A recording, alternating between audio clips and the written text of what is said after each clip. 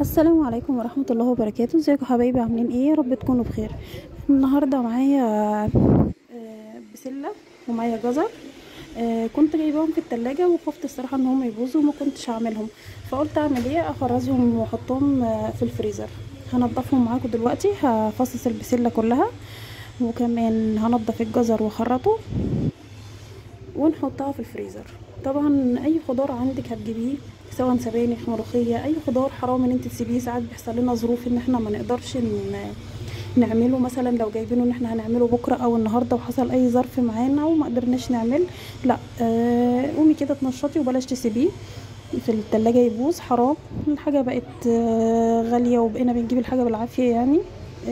نجيب الحاجه وننضفها ونحطها في الفريزر في كيسه نظيفه كده. انا قشرت الجزر كله وطبعا غسلاه ومنضفاه، وهبدا اخرطه كله كده قطع صغيره قد البسلايه، بحيث لما تيجي تاكليه يبقى طعمه جميل وما يبقاش كبير ويستوي معاكي بسرعه زي البسله بالظبط، وهيبقى اكنك لسه جايباها.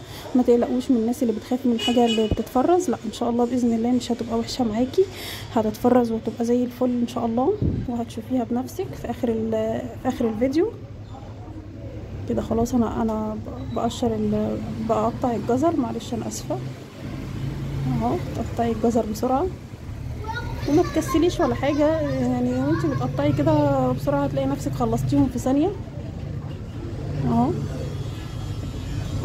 بقطع الجزر.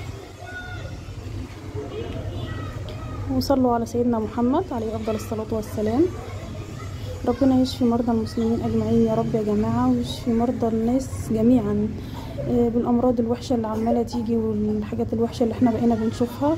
ربنا يحفظ ولادنا ويحفظ امهاتنا ويرحم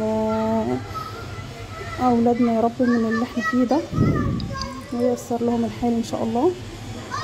كده انا قربت اهو اخلص الجزر.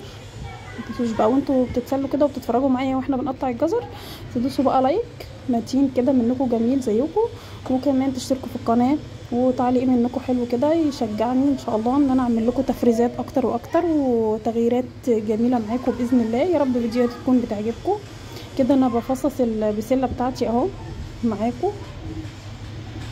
هي سهله لو وانتي قاعده كده بتتسلي قدام التلفزيون ولا حاجه، ولا مشغله الفيديو جنبك وهتلاقي نفسك عملتيها كده. انا فصصتها كلها وهقلب البسله على الجزر كويس، واروح بقى كيسه نظيفه كده من اللي انتي بتبقي جايباهم. انا بشتري الشنط دي وبخليها عندي علشان افرز فيها على قد اكلتك هتحطي وتقسميهم. انا قسمت على اساس الوجبه بتاعتي اللي انا بعملها، قسمتها كده على شنطتين عشان هو ما كانش كتير الصراحه، انا كنت جايباهم قليلين.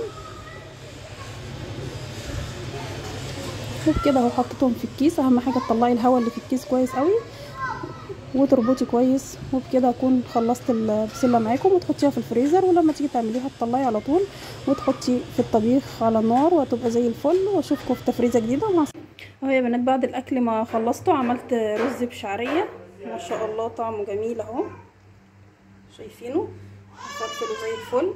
وادي البسله بالجزر اللي انا مفرزاها اهي، شايفين لونها جميله ازاي زي الفل، طعمها تحفه، ومعاها فراخ كده زي ما احنا شايفين بألف هنا. ودي كده دي اكلتنا النهارده وبألف هنا للي ياكل. واشوفكم في وصفه جديده وتفريز جديد للخضروات، وتكونوا بصحه وسلامه دايما يا رب. ومع السلامه حبايبي، السلام عليكم ورحمه الله وبركاته.